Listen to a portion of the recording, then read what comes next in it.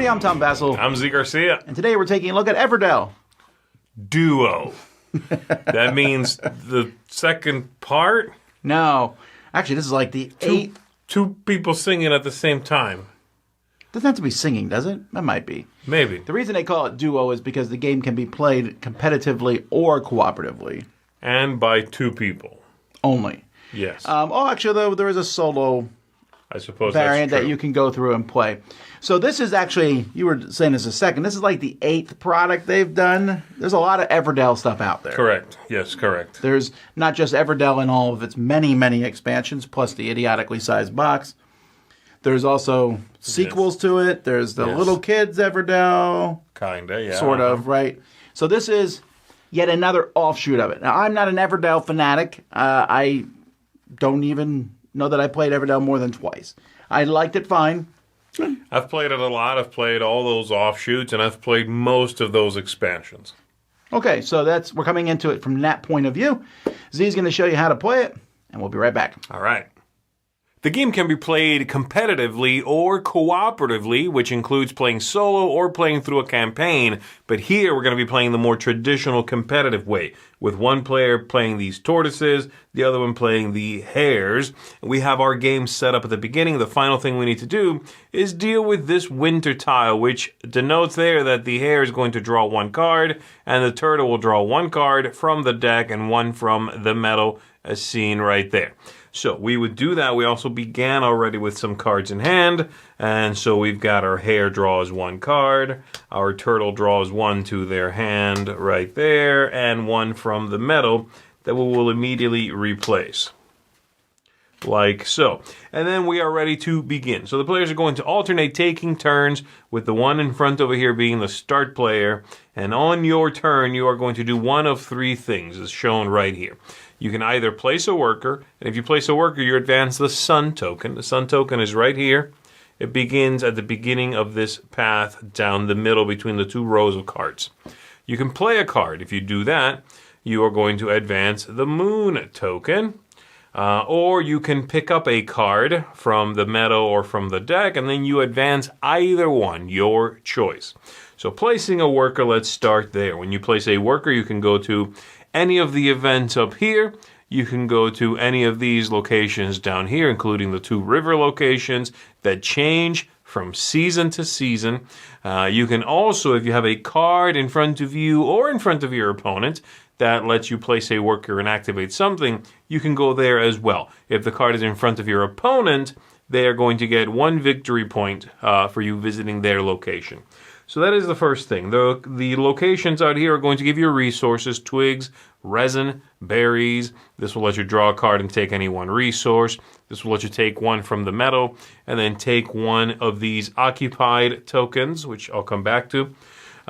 These have requirements you must meet. And so if you have those requirements, then you'll get this bonus right next to the location where you send your worker, and you'll keep the tile for the victory points right there.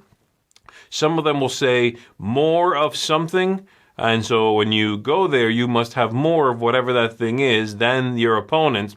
And if there's a number in parentheses, you have to have at least that many as well. And don't forget, every time you do go somewhere, let's say this player will go there and grab two berries, then you have to make sure that you end your turn by advancing the corresponding token, the sun or the moon. Place the worker, advance the sun. So you take this token here and you move it to the next spot. Okay? Moving on to the next action is playing a card. When you play a card, you can play it from a couple of different places. You can play a card from your hand by paying the cost right here.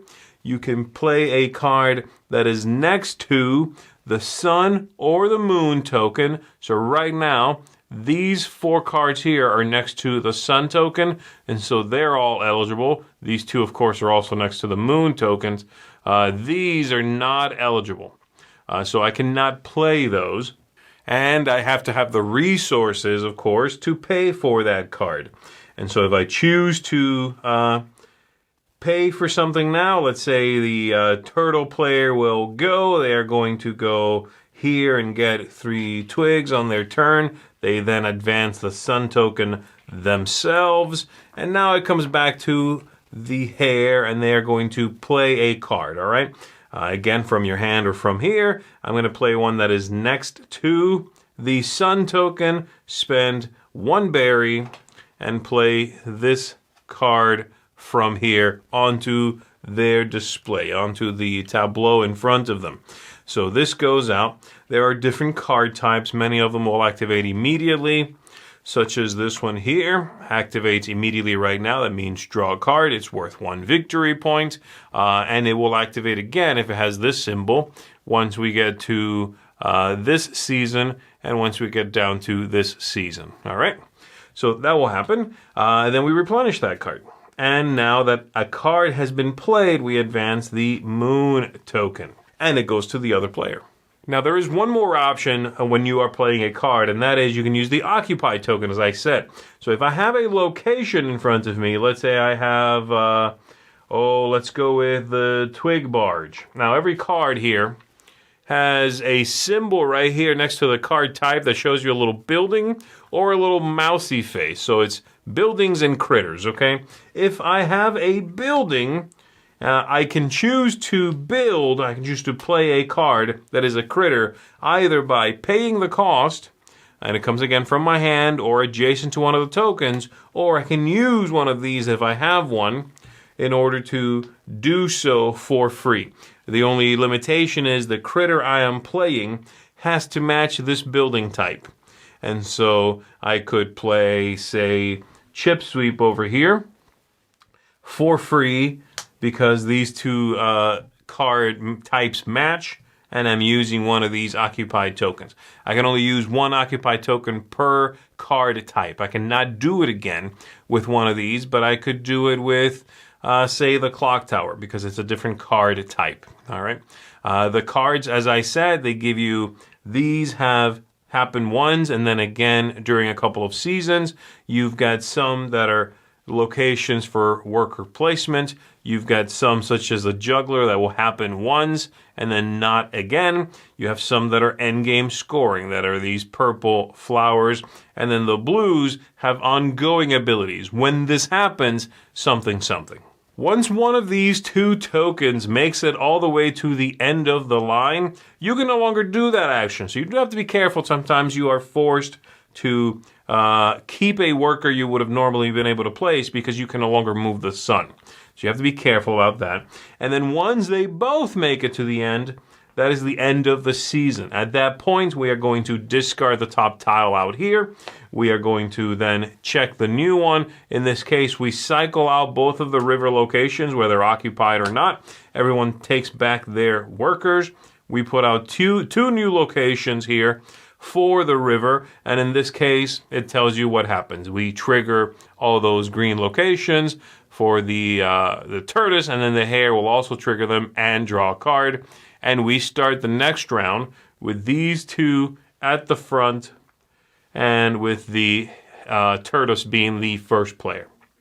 After all 4 seasons are done, we will assign this tile out here, the journey, which goes to whoever has the most cards in hand and in their city in front of them. That's going to be worth 5 victory points. And then you score every one of these tokens you've got, and that's victory points.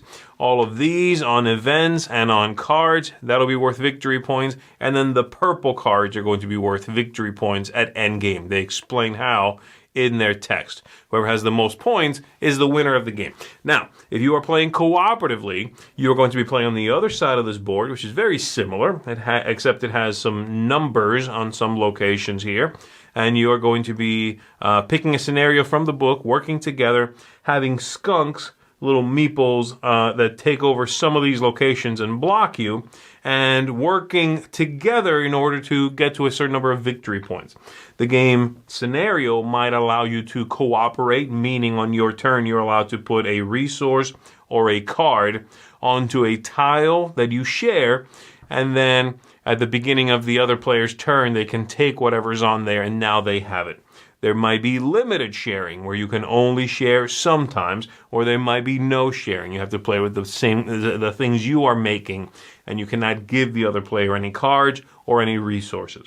The skunks, like I said, are going to block you. There's going to be special abilities for some of the scenarios, and you try to meet a threshold. That's the general idea, but generally speaking, it's sort of the same core game and core concept.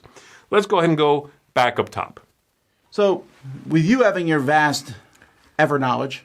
Ever knowledge, yeah. The ever tree resides within my mind. So, what are the differences in this game really between this and Everdell? Because you can play Everdell for 2, other than this fact that this is faster to set up, obviously. There's no giant tree and all that stuff. Well, there's a few different things that they've done here. Some of the big ones are you have the original Everdell that this is kind of inspired by. There's the very specific links between a building and the resident of that building. You have a school, and in that school you can freely then bring into play the teacher. Yes. This does not do that. It loosens up the rules kind of like they did in Everdell Farshore, where you could do that a few times and the restrictions were a lot looser. This does that again. Though you have to earn the upgrade chain. You don't just freely get 3 for the whole game like you did in that game. I like that change a lot. I think it's very smart.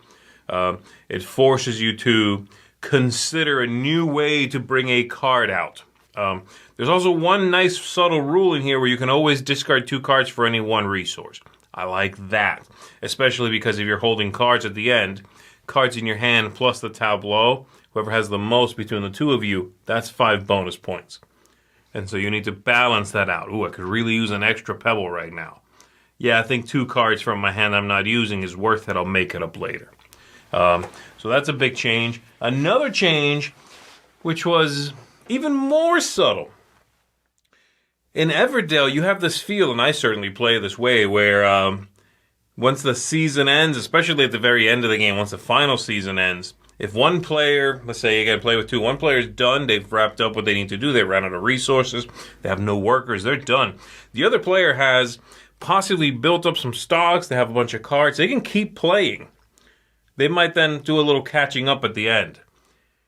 You'll realize in this game you can't do that because the sun and the moon travel every time a player takes an action, and you'll just sort of be done. You might end up with a pile of goodies, some cards you never spent. Those cards are fine. They'll count towards the thing, but the goods won't, and you're out of steam. There's action economy. You have 24 actions in this game. Yes. And at the beginning, you don't want to be cheated out of a worker placement action. Right. In the last turn, you don't want to be cheated out of a build action. Yes. And that's an interesting back and forth. I like that a lot, with the caveat that it's easy to forget to move those tokens. It really is, unfortunately. I played this game multiple times, and every time people forgot to move the tokens, and it wasn't that people were being like they weren't just like, ooh. You just get so caught up in your action that I think it's probably best to just move that token. I don't remember if the token moves first or you do the action first. You're supposed to do everything you do, and then you move the token. And that's the problem. And that matters because of the card, taking the cards and building the cards can only be done next to a token. Yeah. So just something that's, I don't know, like you'll count and be like someone missed an action somewhere, and you can usually figure out what it was. You cannot, unfortunately, always count. Because taking a card does either one, which also introduces a slight bit of in-your-faceness to the game. It does. Where someone's placed 2 workers, and then they build a card. The other person can draw a card and move the worker thing forward, and you're not putting out your 3rd worker then. Right. Exactly. Which, I think drawing a card is the weakest action of the 3 by far, so it's not too... I don't know. It doesn't have too much, but you feel a little bit of tenseness. Not that your opponents can be mean, but you got to get stuff done as fast as you can. Yeah, I think bringing this down to 2 players exclusively has allowed them to do a few things they couldn't do before. Things like that. Things like, well, if I do this action, you can't place your last worker. Things like, oh, you built a card that takes a worker, I'm going to go to your worker card. And you get a victory point. Which is another big change, right? You need to be aware of that. If you put a card out, if you are counting on that card to be there for you to use it later in your round, it might not be there anymore. Your opponent might be, ooh, I like that. I'm willing to give you a victory point to do that. So that's something to keep in mind as well. I think it feels like a distillation and a compilation in some ways of some good ideas from the original game. They've gotten rid of some ideas from the original game, which I honestly don't really like anymore, like the events being so specific. In that original game, the events are like, you have to have the carpenter and the clock, tower and the whatever. It's like, come on. I can't be checking all this stuff. So they've done away with that. That was updated in one of the expansions, and thankfully, that's the way they do it here. And like I said, it has a little bit of that Far Shore feel in it. Nice push and pull. And then on top of that, of course, you bring in the fact that this can be played cooperatively, and you can play through a little campaign in it. Now, I will say this. The cooperative is very much similar to the regular game, except you are working together. And you can pass a little something back and forth. So on my turn, I can take a resin and put it on the sharing tile. And then on your turn, at the beginning of your turn, you take it off of there, and now you have it. Or I can pass you a card, that sort of thing. To that end, I've not played the cooperative thing, but I that's because I have no desire. That's not the type of cooperative game I like. Right. I want to overcome an enemy, defeat somebody. Sure. Not, hey, can we reach a certain score together? But that might interest you. My question to you is, if someone owns Everdell and they love it, and they're already playing it 2-player, is this worth having both? That's tricky. I don't know if I would say this is worth having both. I will say this. If you have Everdell and you are considering getting an expansion, I might look at this and think of it as maybe an Everdell Express, and a travel Everdell for yourself, instead of getting another expansion. If you already have Everdell, I don't know if this is different enough to warrant dumping that and jumping into this. That's tricky. I'll say this. I'm more likely to recommend you do it with this game than I would be to recommend you do it with Far Shore. Far Shore is far more expensive, for one thing, but it's also big. It's the night's entertainment. This feels a little punchier. Now, I've taught this to people who never played Everdell before, and that is something to talk about. If you're someone who's always been interested in Everdell, this is a good introduction to it, or might just be the game that you play. I agree. Especially if you have 2 people, because it plays so smoothly. It's a game I think you should play side by side, as opposed to across the table from. Sure. Which is a nice way to play a game too sometimes, right? If you where like you sit on a couch and play the game even on a coffee table. So I like it a lot. I love the artwork. I like how it looks. It plays smoothly. It's not one I'm going to come back to all the time, but I enjoy it enough. I'd give it a 7 out of 10. Okay, I really like it. I like it way more than that. I'm giving it an 8.5. I could even see it creeping up into a 9 if it keeps hitting the table instead of one of the other Everdells. But for right now, 8.5. I think the changes here are punchy. It's going to be a great, like you said, first Everdell for you to find some things out. But if you are somebody who enjoys Everdell already, you're going to have a pleasant time discovering the differences, the obvious ones and the not so obvious ones. I will say this. I kind of feel the rule book, I don't know if this is an optical illusion or mental illusion of mine. I kind of wish the rule book assumed a little less that there have been other Everdell products in the past. And I wish it was a little more, I don't know, just a little, the card types, some of the things I wish were a little bit more explicit, I suppose. Just assume that no Everdell thing exists before and right from there. But I really do like it. I think they've changed to iconography quite a bit, which I thought was well done too and well explained. Yeah, it's a solid game, 8.5. I really am impressed by the way they condensed this down and offered so much in the small box on top of that. Well, there you go, folks. That's Everdell Duo. I'm Tom Vasel. I'm Zee Garcia. What are we doing? Bad harmony. Oh. Duet. Oh. Okay.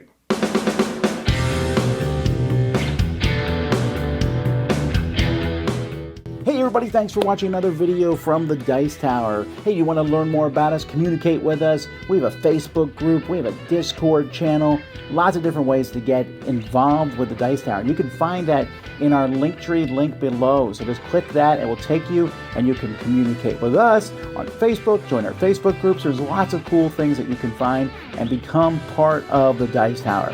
Thanks so much for watching. I'm Tom Vasel.